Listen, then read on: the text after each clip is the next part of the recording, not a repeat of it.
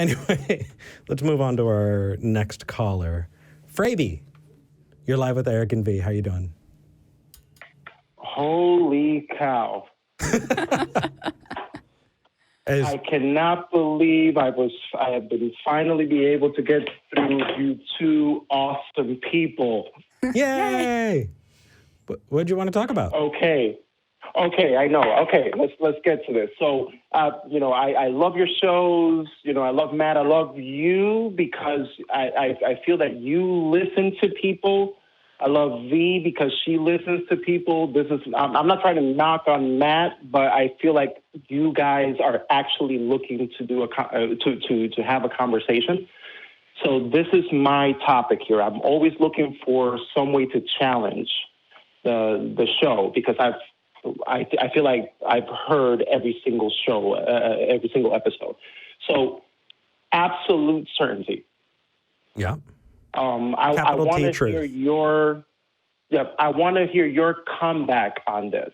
So my challenge to absolute certainty is there is a way to have absolute certainty. And how one is that? One is a mother giving birth to a child. Okay. She is absolutely certain that she gave birth to that child. Are you sure about that? What do you say to that? I would say, what if she's dreaming? Okay, go ahead. What if she's dreaming? What if she's plugged into the matrix and is because essentially what she's doing is reacting to stimuli, and that stimuli being pain and, the different sensations that come with childbirth. Is there a way that she could be fooled? I don't believe in the matrix, but I think that because you can't, it's enough for me to say that it's still not capital T truth or absolute certainty.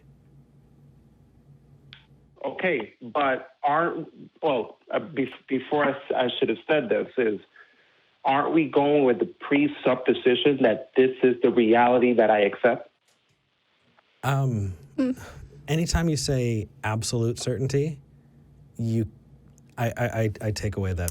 Yeah, it's suggesting absolute certainty suggests kind of that certainty exists somewhere outside of this reality and our experience of it, which has problems for me. But yeah, generally when people talk about absolute certainty or capital T truth, that's supposed to implicitly cover all possible worlds, if that makes sense. Yeah. So absolute certainty is we cannot achieve absolute certainty just because. Well, not just because, but so within absolute certainty, we cannot presuppose anything. Nope. Right. Kind of sucks, right? That's why I love you guys. But here's the thing. There's beauty to it, because if you operate in degrees of certainty instead of absolute certainty, that means that you're much more likely to reevaluate those things that you accept as true and maybe more open to learning that you were wrong about something. That's the beauty of skepticism, is that you are giving yourself that permission. So that's pretty awesome. Okay, and that also, then I kind of left this out of the screening, which was, I thought it was kind of my curveball, but I think that does cover it as well, which was death. You can be absolutely certain that you're going to die. Well, it's always possible that next year some super secret scientist breaks out with technology that turns us all into transhumanist half-robot people, and then we don't die. Or we can upload our brains into computers and not die that way. I actually would think that the minute you uploaded yourself into the computer, you died. Oh, yes. We could go on. This could be an entire episode.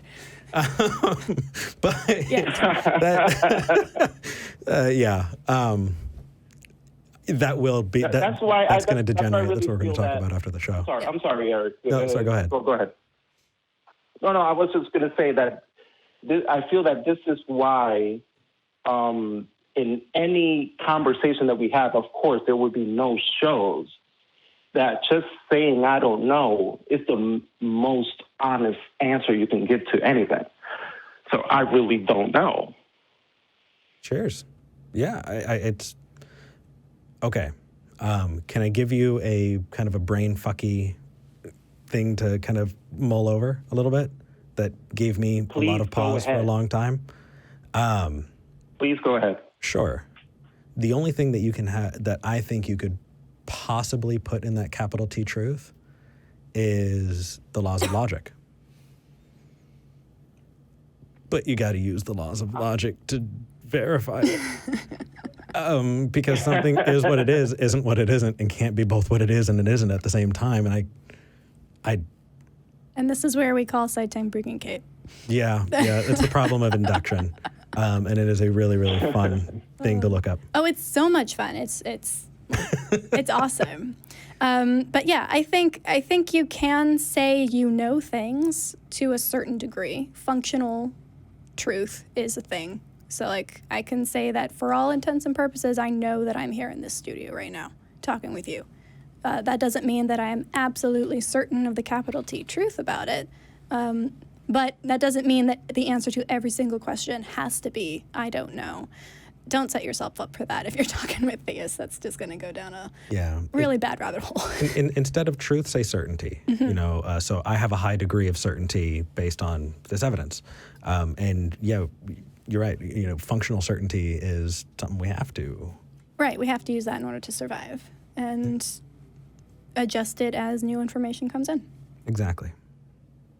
Okay, but now that you said that, then again, I'm always looking to challenge because I love these conversations. Mm-hmm.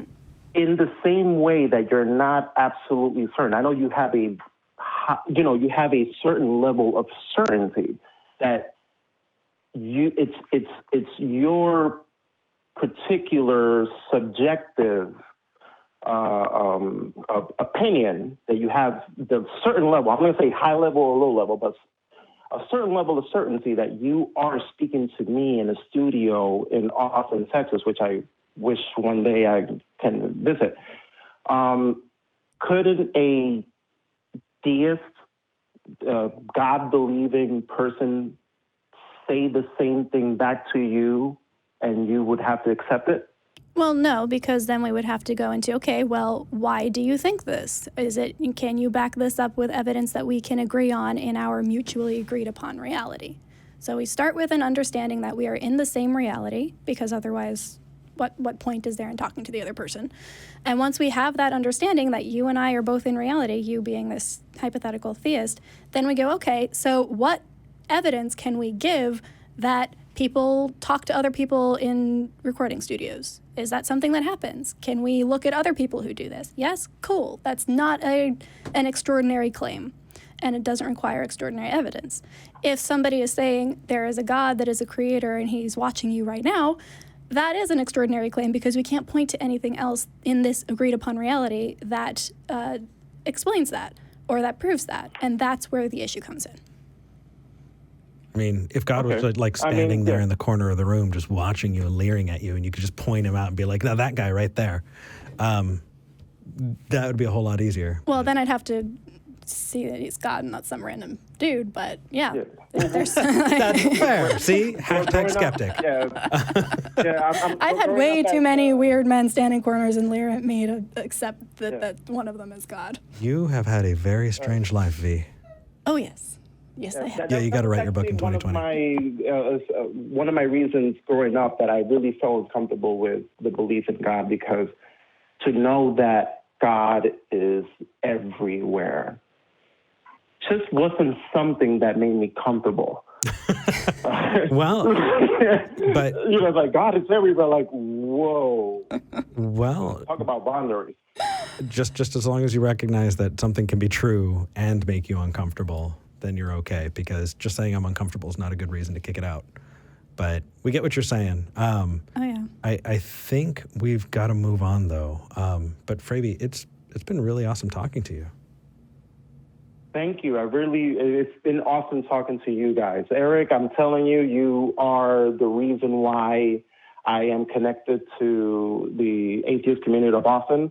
I watch every single show, and I just look forward to every Monday after it's posted on the podcast that I can get to listen to you. Yay! Well, thank you so much, Freiby. Aw, you give me the warm fuzzies. Have a wonderful rest of your day. You too. Thank you. Thank you. And they popped up the original. So we were getting the first episode of Talk Heathen together, and I realized we didn't have something for the green screen.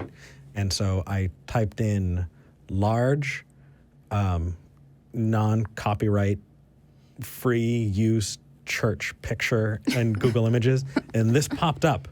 And then I made that and stuck it on, and it just went. And it's hilarious that it's still being used. But that's fucking awesome. That is cool. I love those kinds of conversations. I could have those all day. That would just, that Right. make me so happy. Just go to a diner, get some breakfast food, and just talk about epistemology. Right? I need to know more about these men leering at you. I think there might be a problem. Yeah, there is definitely a problem. But before we go in and have that conversation, I do want to say that Freiby was talking about the podcast. If you're listening to this as a podcast, maybe in your car or using, kind of over the ear headphones or anywhere else that has a stereo type sound, our audio engineer has been separating our audio out to give that surround sound audio. So you should be able to hear us just a little bit more out of the different sides of your car. Because our crew is amazing. They are. I just want to say thank you so much. There they are. We would not be able to do this without you. Want to say thank you to the live studio audience. Thank you for coming out. Yay! Oh, so in about 9 minutes at 3 p.m., the nonprofits are going to be coming out with their new episode. And between now and then, we're going to be hopping on Discord. So if you've got the time, you want to come say hi to us, you can go to our Discord. We're going to pop the link down there, possibly. Maybe. Yay! I prayed for it to happen. Well, it's been good having you on the show, B. All right, let's see. Ready? Fucking Mark is amazing. Nice. That was impressive. Yeah. I do All this right. every week, and I'm still impressed. So, to those of you who don't believe, this is your community. We're glad you made it, and we're having a lot of fun. Today we talked about purpose and giving yourself that purpose, and that last call really was affirming of that purpose. Ask yourself the hard questions. Check out skepticism. You don't have to be a religious person to think wacky things, and you also don't need to be wacky to find regular things in your life as important. Maybe your ritual is a hobby. It's something that you do regularly that gives you that feeling of comfort and belonging, and I think that's fantastic. That's this every Sunday for me. Cheers. But to those of you who do believe, And to Side Tembrick and Kate. we don't hate you. We just think you're wrong.